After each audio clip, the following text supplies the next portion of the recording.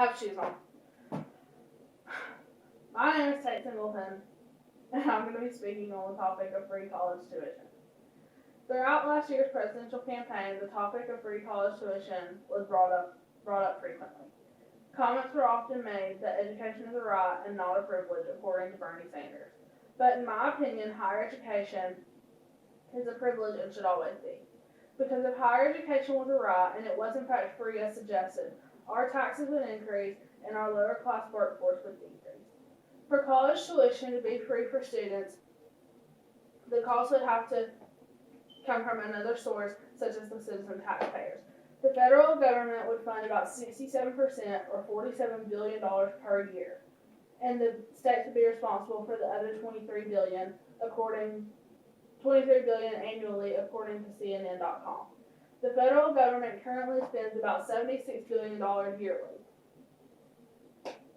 mostly funding financial aid grants awarded to students and grants for specific research topics, and the states pay about $73 billion, according to the Pew Charitable Trust. But though the government provides these funds, the taxpayers actually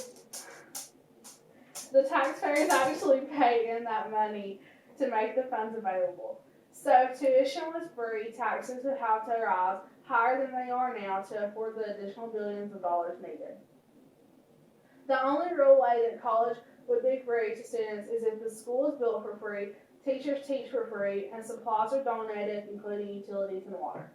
But if in fact college was so-called free, our lower class workforce would decrease and our economy would be altered significantly. For example, if college tuition is offered at no cost to all graduating seniors in our country, we can assume that maybe 80% of those students would actually attend a post-secondary institution. That would mean that 80% would then become overqualified for lower class jobs, and more middle to upper class jobs would have to become available to those students. But as previously stated, taxes would have to increase, and these people would definitely need the wages that are earned in a middle to upper class career field to be able to afford the increased taxes. I couldn't agree more with Bob Lupke's idea that if something is valuable, shouldn't we be willing to pay for it? So how can we say it has value yet seek to give it away? So to you college students stressing over paying your thousands in student loans for the next 15 years, consider paying taxes for the rest of your life to cover your free college tuition and the next generation.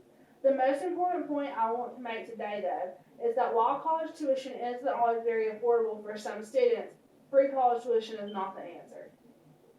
There are alternatives that can make college tuition more affordable and college more accessible, such as expanding Pell Grant award funds, offering more scholarships, or slightly raising citizen taxes, which would, in result, make less students have to take out loans to pay for their education.